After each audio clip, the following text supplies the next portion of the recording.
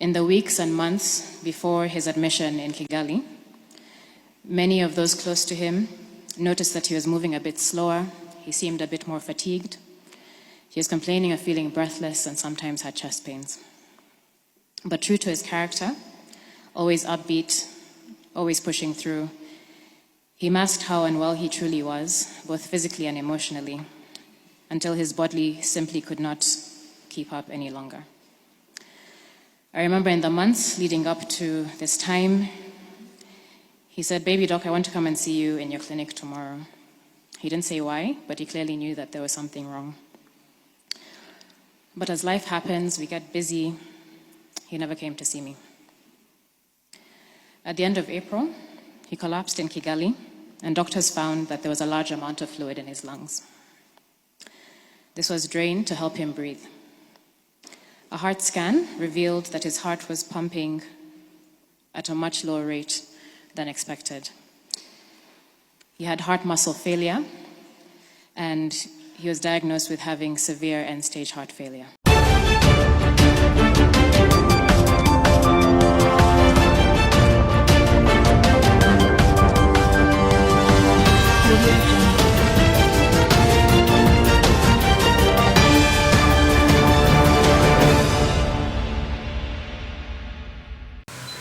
CEDRIC, NDILIMA's doctor, came out to narrate the ordeal he faced, or how he tried to treat CEDRIC and they failed. We all know CEDRIC is a popular NRM, is a popular person who comes from the NRM family, and he died last week. There has been a lot of issues surrounding his death, well knowing that we have a poor healthcare system in Uganda. So his doctor came out to narrate how CEDRIC passed away, and he was so emotional.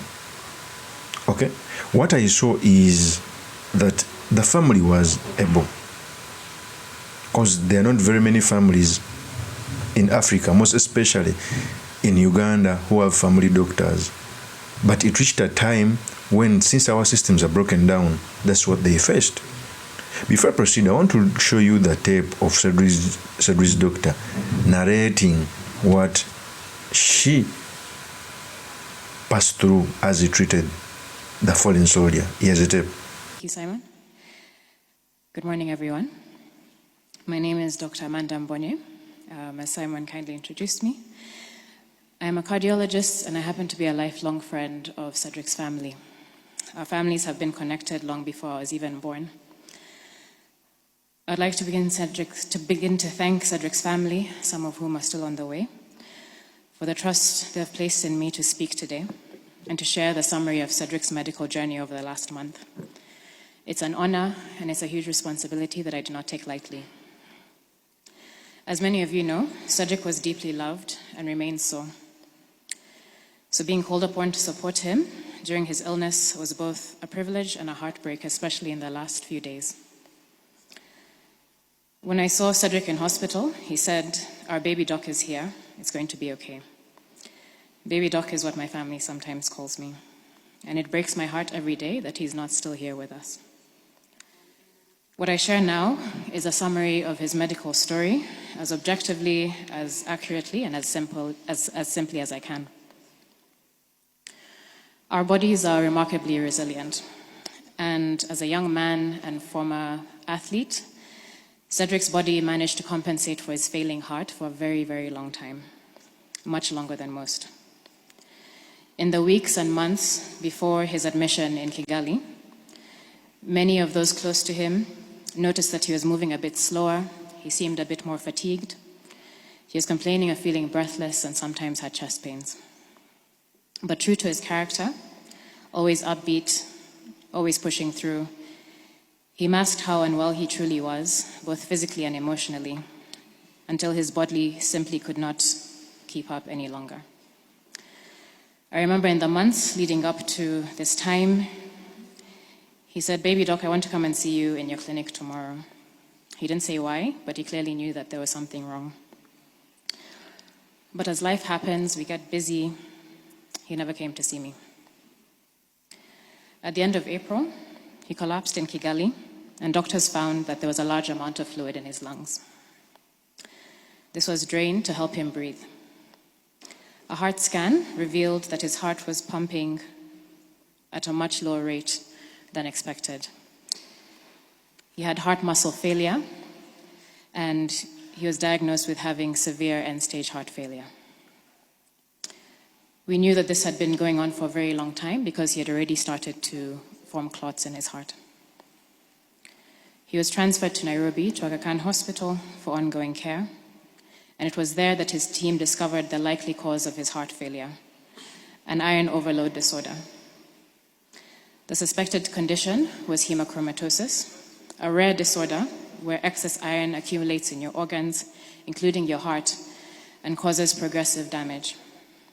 CEDRIC's iron levels at the time of his presentation were extremely elevated, much higher than most of the doctors had seen before. This condition is very uncommon in our demographic as Africans, and ironically, when the doctors were checking his iron, they were expecting it to be low, which is common with patients with heart failure. Hemochromatosis is a systemic illness with very vague symptoms, with fatigue, significant weight loss, and these symptoms can often go unnoticed until the damage is already done. CEDRIC's presentation was very unusual. Whereas most people will present with a very high hemoglobin, high blood levels, which would alert doctors to this condition and prompt them to check more carefully, his hemoglobin was always within normal levels, which meant with routine blood tests, this wasn't picked up. The only available treatment was a very harsh medication designed to remove excess iron from his blood.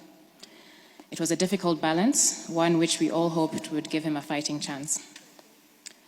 Unfortunately, CEDRIC's heart was already very weak, and shortly after beginning the treatment, he developed kidney failure and later developed liver failure, which his heart was unable to support.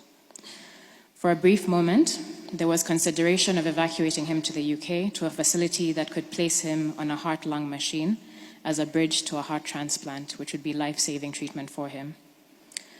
Unfortunately, that window closed as his condition rapidly deteriorated. At that point, the medical team made a difficult call to bring the family in to prepare for the inevitable.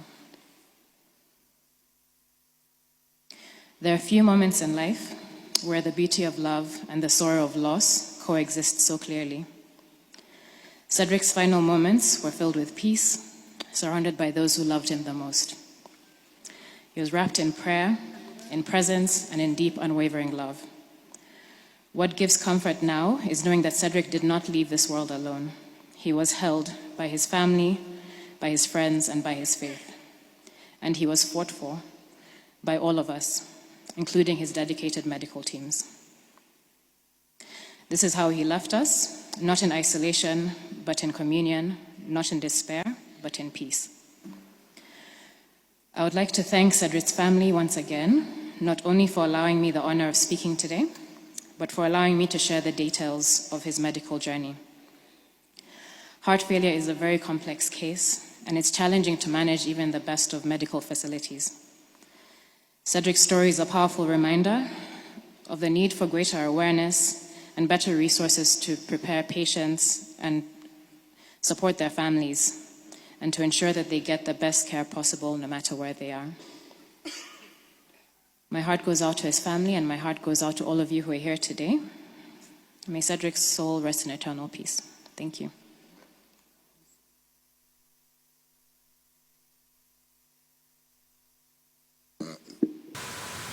That is CEDRIC's doctor.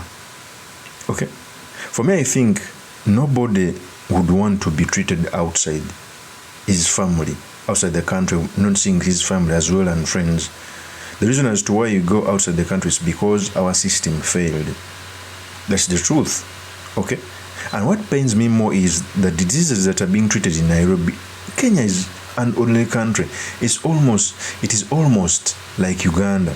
What are they doing that we can't do? There is nothing. Okay? Parliament pays huge sums of money to Nairobi Hospital, yet things can be done here. So it was an emotional moment as the doctor was narrating this. I hope you had to say this. I hope you had to see this. Of course, that's my opinion. Let me consider by commenting about this. Thank you very much for listening in. If this is the first time on this YouTube channel, I am playing with subscribe, like, and comment so that I can be motivated to do more of such videos. I'll see you on another one. Peace.